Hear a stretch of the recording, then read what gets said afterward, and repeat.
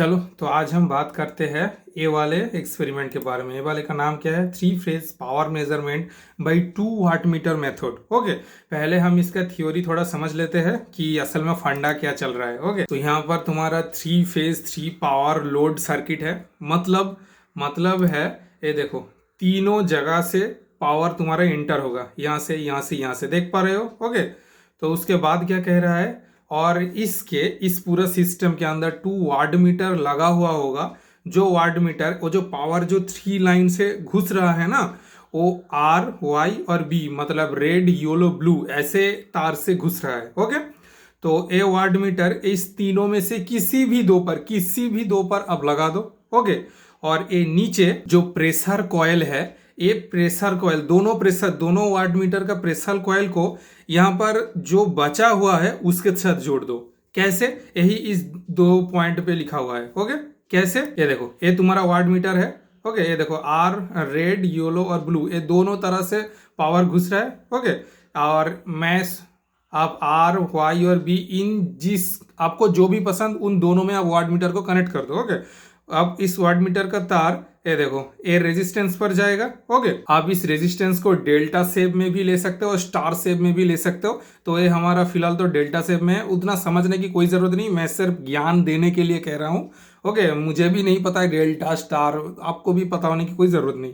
Okay, और ये देखो वाट मीटर का जो प्रेशर कॉइल है, ये देखो प्रेशर कॉइल, इन दोनों का प्रेशर कॉइल हम ये जो बचा हुआ है उसके साथ कनेक्ट कर दिया। ओके, यही मेन फंडा है। और हमें यहाँ पर प्रूव क्या करना होता है, W1 प्लस W2 का जो मैग्नीट्यूड है, प्लस करने के बाद वो इस 3 फेज से इक्वल होगा। मतलब तुम जब नीचे मैनुअल डाउनलोड करके, लिंक है वहां पर, ओके, तो तुम जब इस वर्चुअल लैब पर जाओगे, तब ये देखो, मैं जूम करता हूं, calculated power. Okay, calculated power और ए मेजर्ड पावर, मतलब देखो W1 W2, इस W1 W2 में जो वैल्यू आएगा वो इस कैलकुलेटेड पावर के इक्वल हुआ कि नहीं, यही हमें देखना है। ओके, तो इस पिक्चर पर भी यही प्रूव करना है। सिर्फ डिफरेंस क्या है, अगर आप थ्योरी पर ये पढ़ेगा तो आपको हाथ से कैलकुलेशन करके मैथमेटिक्स इक्वेशन लगा के इसको प्रूव करना होगा, और सिमुलेटर में क्या है, आपको जस्ट ये fill up the table click करना होगा, आपको ये खुद से ही सिमुलेट करके देगा। आपको सिर्फ ये चेक करना है कि कैलकुलेट पावर और मेजर पावर सेम हुआ कि नहीं। ऑब्वियसली सेम होगा, क्योंकि कैलकुलेशन कंप्यूटर जी कर रहा है यार। ओके, सिर्फ तुम्हें कुछ भी नहीं करना, सिर्फ 3 बार या 5 बार फिल अप द टेबल करते जाना। ओके, और सर को पीडीएफ बना के सबमिट कर देना। तो कैसे करना है, चलो देखो। उससे पहले वीडियो को सब्सक्राइब करो। अरे वीडियो को कैसे सब्सक्राइब करोगे, चैनल को सब्सक्राइब करो, वीडियो को लाइक करो। ओके, मैं हमेशा गलत क्यों कह देता हूँ। ये दोनों तरह से होगा, एक है बैलेंस लोड और ये है अनबैलेंस लोड। लोड मतलब ये जो पावर आ रहा है वो लोड देना पड़ेगा ना। अगर आपके घर में जनरेटर होगा तो आपको पता होगा, वो जो ढक ढक ढक ढक करके चलाना पड़ता है, तो आपको पता होगा कि उस पर लोड देना पड़ता है। ओके, नहीं तो वो बंद हो जाएगा। तो पावर जो जनरेट कर रहा है, अगर आप लोड नहीं दोगे तो उससे पावर खींचेगा कैसे? ओके, अगर पावर खींचेगा ही नहीं तो पावर इस तरफ आएगा क्यों? तो हमें लोड देना पड़ता है, एक लोड। आपको समझ रहे हो ना, इंसान हो तो समझ जाओगे, दिमाग है इतना बड़ा। ओके, तो ये देखने में बहुत भयानक सा कुछ दिख रहा है, पर आपको मैं सिंप्लीफाई फॉर्म दिखा दिया। ये है उसका सिंप्लीफाई फॉर्म और ये है इसका भयानक फॉर्म, जो कुछ भी समझ में नहीं आता। ओके, तो यहाँ पर बैलेंस लोड क्या करना पड़ता है, यहाँ पर 100 लिख दिया, और यहाँ पर हमारा 50 फ्रीक्वेंसी। इंडिया पर हो तो 50 फ्रीक्वेंसी होगा, अगर अमेरिका में हो गए तो फ्रीक्वेंसी चेंज हो जाएगा। क्लास 10 पे पढ़ा था।